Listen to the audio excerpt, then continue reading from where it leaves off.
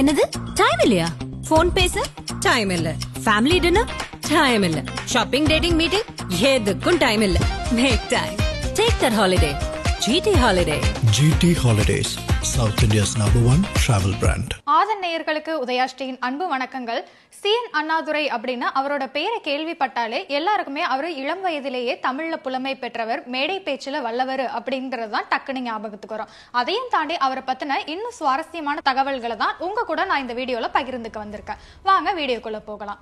அதாவது அண்ணா அவர்கள் பள்ளி பருவத்துல இருக்கும்போதே அவரோட கூட படிக்கிற மத்த மாணவர்கள் எல்லாருமே அவரை வந்து குடுமின்னு கிண்டல் பண்ணிட்டு இருந்தாங்க. இது அண்ணாவோட மனசை அப்போதைக்கு ரொம்ப ஹர்ட் பண்ணுச்சு. இருந்தாலும் அவரு ஸ்கூல்லாம் ஒரு வழியா பாஸ் பண்ணி காலேஜ் போறப்போ அவங்க பேரண்ட்ஸ் வந்துட்டு ரொம்ப சந்தோஷப்பட்டு, எப்படியோ நீ ஸ்கூல்லாம் ஒரு வழியா சூப்பரா பாஸ் பண்ணிட்ட, காலேஜ் போக போற, உனக்கு என்ன வேணும்னு கேளுப்பா அப்படின்னு சொல்லும்போது அண்ணா அவர்கள் கேட்ட ஒரு விஷயம் என்ன அப்படின்னா, நான் அந்த முடிய வச்சிருக்கிறதுனால எல்லாரும் என்ன குடுமின்னு ரொம்ப கிண்டல் பண்றாங்க. இதே முடியோட நான் காலேஜ்க்கு போனேன் அப்படின்னா எல்லாரும் ரொம்ப என்ன கிண்டல் பண்ணுவாங்க, அது எனக்கு ரொம்ப ஹர்ட் ஆகும். நான் வேணா இந்த முடியை வந்து வெட்டிக்கட்டுமா அப்படின்னு சொல்லிட்டு அவங்க அப்பா அம்மா கிட்ட ரொம்ப ரெக்வஸ்ட் பண்ணி கேட்டதுக்கு அப்புறம் அவங்க அப்பா அம்மாவும் சரிப்பா வெட்டிக்கோ அப்படின்னு சொன்னதுக்கு அப்புறம் தான் அண்ணா அவரோட முடியை வந்து வெட்டிக்கிட்டாரு. இதை ஏன் சொல்றேன் அப்படின்னா, இப்ப இருக்கிற 2K கிட்ஸ்லாம் இஷ்டத்துக்கு ட்ரெஸ் பண்ணிக்கிறாங்க, இஷ்டத்துக்கு வந்து மேக்கப் போட்டுக்கிறாங்க, ஹேர் ஸ்டைல் பண்ணிக்கிறாங்க.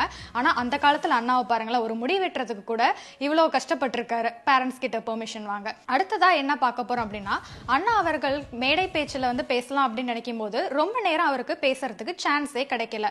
அதனால ரொம்ப நேரத்துக்கு அப்புறம், நீண்ட நேரம் இரவுக்கு அப்புறம் தான் அவருக்கு பேச சான்ஸ் கிடைச்சிச்சு. அப்போ அண்ணா வந்து வளவலா கொலகலான்லாம் பேசி மக்களை போர் அடிக்க வைக்க கூடாது அப்படிங்கிறதுக்காக 4 வரியில சும்மா நச்சுன்னு அழகா பேசினாரு. அது என்ன அப்படின்னா, மாதமோ சித்திரை, மணியோ இப்ப 10:30, உங்களுக்கும் நித்திரை, போடுங்கள் உதயசூரியனுக்கு முத்திரை அப்படின்னு அழகா 4 வரியில பேசி முடிச்சிட்டாரு. இதை கேட்ட மக்கள் எல்லாரும் ரொம்ப நேரம் கைத்தட்டி அண்ணாவை பாராட்டினாங்க. அண்ணா அவர்கள் தமிழ் மொழியில மட்டும் இல்ல, ஆங்கிலத்துல சொற்பொழிவு ஆற்றுவதிலையும் வல்லவர். ஒரு நாள் அவர் அமெரிக்காவுக்கு போயிருந்தப்ப அமெரிக்கன்ஸ் வந்து என்ன பண்ணாங்க அப்படின்னா, இவரோட ஆங்கில நாலேஜை வந்து சோதிக்கிறதுக்காக அவருக்கு ஒரு டாஸ்க் ஒன்று கொடுத்தாங்க. அது என்ன டாஸ்க் அப்படின்னா, பிகாஸ் அப்படிங்கிற வார்த்தையை 3 முறை பயன்படுத்தி ஒரு வாக்கியத்தை வந்து உருவாக்கணும் அப்படிங்கிறது தான். அதுக்கு அண்ணா சொன்ன பதிலை கேட்ட அமெரிக்கன்ஸ்லாம் வாய் அடைச்சு போயிட்டாங்க அப்படின்னு தான் சொல்லியாகணும். அது என்ன பதில் அப்படின்னா, because is a conjunction, because is not a word அப்படிங்கிறது தான். இதை கேட்ட அமெரிக்கன்ஸ் எல்லாருமே வாயடைச்சு போயிட்டாங்க. அண்ணாவை கைத்தட்டி பாராட்டினாங்க. அண்ணா வந்து சிஎம்ஆ இருந்தப்போ அவருக்கு எதிர்கட்சி தலைவரா இருந்த விநாயகம் அப்படிங்கிறவர் வந்துட்டு புலியோட விலையேற்றத்தை பத்தி பேசினாரு. அது என்ன அப்படின்னா, நான் வந்து ஆட்சியில இருந்தப்போ புலியோட விலை வந்துட்டு ரொம்பவே கம்மியா இருந்துச்சு, இப்ப நீங்க ஆட்சிக்கு வந்ததுக்கு அப்புறம் புலியோட விலை வந்து அளவுக்கு அதிகமா ஏறி போயிடுச்சு, இதுதான் நீங்க பண்ண சாதனையா அப்படின்னு சொல்லிட்டு அண்ணாவை நேருக்கு நேராவே பார்த்து கேட்கிறாரு. அப்போ அண்ணா சொன்ன பதில் வந்து எல்லாரையும் சிரிக்க வச்சிருச்சு அப்படின்னு தான் சொல்லணும்.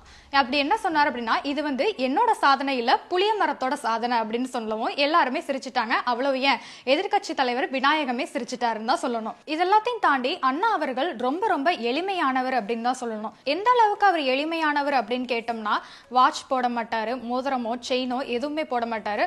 அவ்வளவு ஏன், கண்ணாடி கூட பார்த்து தலை கூட சீவ மாட்டாரு.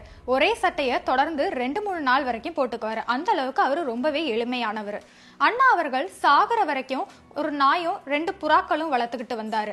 அண்ணா இறந்ததுக்கு அப்புறம் அந்த நாய் அவருடைய கல்லறையவே சுத்தி வந்துச்சு. கல்லறையவே சுத்தி வந்து அண்ணா இருந்து கரெக்டா 5வது நாள்ல அவருடைய கல்லறைக்கு பக்கத்திலே அந்த நாயும் உயிர் விட்டுச்சான். அண்ணாவுக்கு சிலை வைக்கணும் அப்படின்னு நினைச்ச எம்ஜிஆர் ஒரு கேமராமேன் கிட்ட சொல்லி அண்ணாவை ஒரு விரல் காமிச்சு போஸ் கொடுக்க சொல்லி ஒரு போட்டோ ஒன்று எடுத்துட்டு வர சொன்னாரு. இது ஏன்னு அண்ணாவுக்கு ஆரம்பத்துல புரியவே இல்லை. ஆனா அண்ணாவும் எம்ஜிஆரோட விருப்பப்படி அந்த ஒரு விரலை காமிச்சு போஸ் கொடுத்து அனுப்பிட்டாரு. ஒரு நாள் எம்ஜிஆர் நேர்ல பார்த்து, எதுக்காக நீங்க என்ன ஒரு விரல் காமிச்சு போஸ் கொடுக்க சொன்னீங்க அப்படின்னு கேட்கும்போது அதற்கு எம்ஜிஆர் சொன்ன பதில் என்னன்னா, ஒன்றே குலம் ஒருவனே தேவன் அப்படிங்கிற உங்களுடைய கொள்கையை மக்கள் புரிஞ்சுக்கணும் அப்படிங்கிறதுக்காக தான் நான் உங்களை ஒரு விரல் காமிச்சு போஸ் கொடுக்க சொன்னேன். எம்ஜிஆர் சொன்னதும், எம்ஜிஆர் சொன்ன அந்த பதிலை கேட்டு அண்ணா ரொம்ப ரொம்ப சந்தோஷமாயி எம்ஜிஆரை கட்டிப்பிடிச்சு பாராட்டினாரு. ஓகே கைஸ், நிறைய சுவாரஸ்யமான தகவலை உங்க கூட நான் ஷேர் பண்ணிக்கிட்டதுல எனக்கு ரொம்ப சந்தோஷம். இது மாதிரி உங்களுக்கு அண்ணாவை பத்தின என்னென்ன தகவல் தெரியுமோ மறக்காம கமெண்ட் பண்ணுங்க. இது மாதிரி இன்னும் நிறைய சுவாரஸ்யமான தகவல்களை தெரிஞ்சுக்க இணைந்திருங்கள் ஆதனுடன்.